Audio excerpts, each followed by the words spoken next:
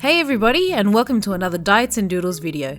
TikTok is a new social media app that has taken over the world. It was originally used to create lip sync, musical or skit videos, kind of like Vine, but it now harbors endless content including many different types of food hacks. These food hacks can be posted by bigger social media businesses such as Tastemade and Crafty, or by individuals just testing things in their own kitchen.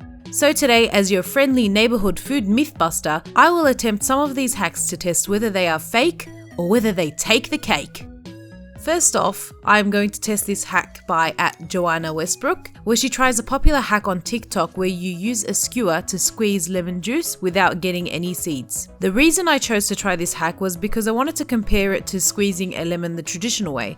So over here I have two similar sized lemons and I'm just rolling them to loosen the inside so it's easier to squeeze. Next, I take my control and squeeze the lemon the old fashioned way using a lemon squeezer. Is that what they call it? You need to use 3 extra pieces of equipment to get seed-free juice: the squeezer, a knife and a sieve, which means more washing. So if this hack works, it could save the 1 minute it would take to wash up. I don't know about you, but any time saved not doing washing is always more fun for me. The control gave us 18 teaspoons of lemon juice, or about 90 mils. Now let's try the hack. Poke the lemon with a skewer and move it around like in the video. Now squeeze, and just like the TikTok, a stream of lemon juice comes out.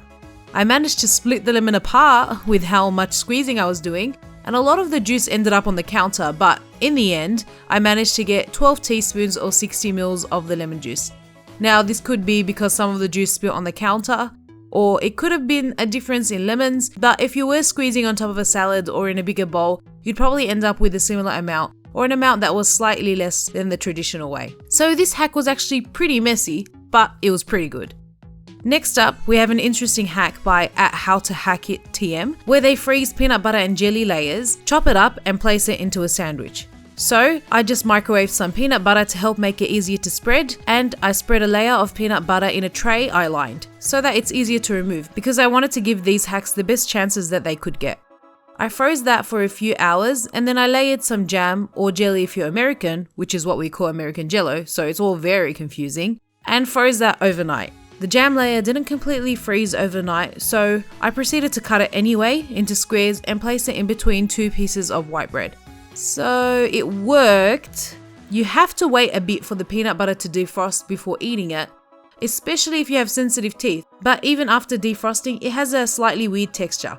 However, I just want to ask why. Why would you waste hours and hours of waiting for some peanut butter sandwiches? Is it because it's easier to spread the peanut butter? If you'd like to spread it easily, just toast your bread, or heat up the peanut butter in the microwave for 30 seconds if you want to keep the bread soft. I mean, maybe it could be a good idea for a party if you were making a boatload of sandwiches at once and you have a massive tray to do it in. Anyway, the hack was a success, but why?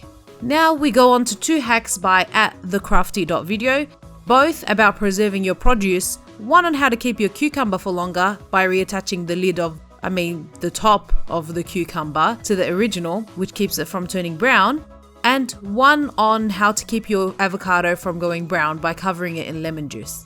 The reason I chose to test the cucumber video was because notice the browning on the control cucumber? Come on, does that look real to you? Let's try it. Chop up your cucumber and attach the top with a toothpick or part of a skewer if you don't have toothpicks like me. Then just leave them aside.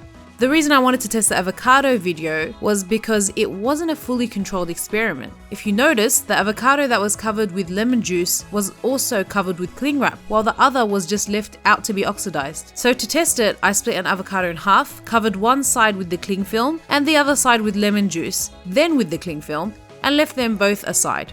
The results? Well, the cucumbers didn't really change color at all for 2 days. They got dry around the edges, but they didn't suddenly become all rotten like the original video. Mind you, the top didn't change color at all. I wanted to keep them both until they rotted, but by the 3rd day someone forgot my request to stay away from the cucumbers and decided to eat my experiment. The avocados over time both got brown at a similar rate, with the one with lemon juice actually getting slightly more brown over time.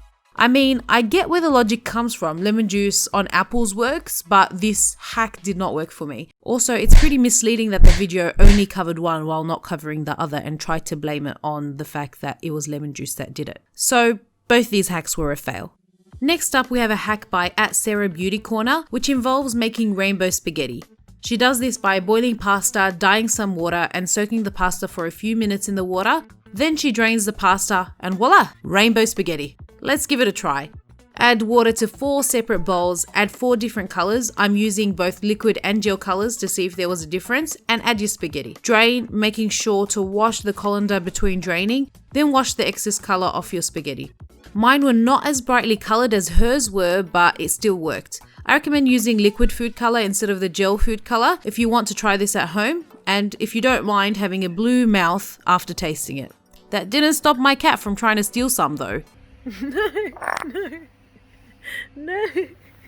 Next is a healthy dessert hack by @Blogalades, where you can just add some milk to some frozen blueberries, wait a few minutes, and get a slushy-like dessert that is apparently sweet, light, and slightly creamy. The hack looks pretty cool, especially because you don't actually need to freeze the milk to get a slushy-like consistency, so let's see if it works. I added frozen berries and topped it with skim milk and let it sit for 3 minutes. After 3 minutes, I mixed what looks like a blueberry cereal, and lo and behold, it became a slushie.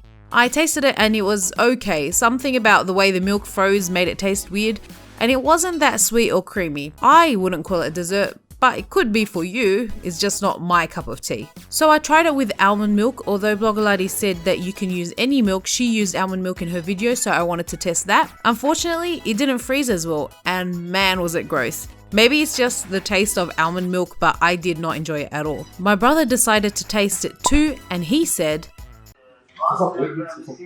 Next we have a simple hack where @RickLax uses a rubber band to split a banana into pieces from the outside. The video invites you to try it, which is pretty sus, but it could be good if you want to take a split banana to work or school without using a bag or container, so let's do it anyway.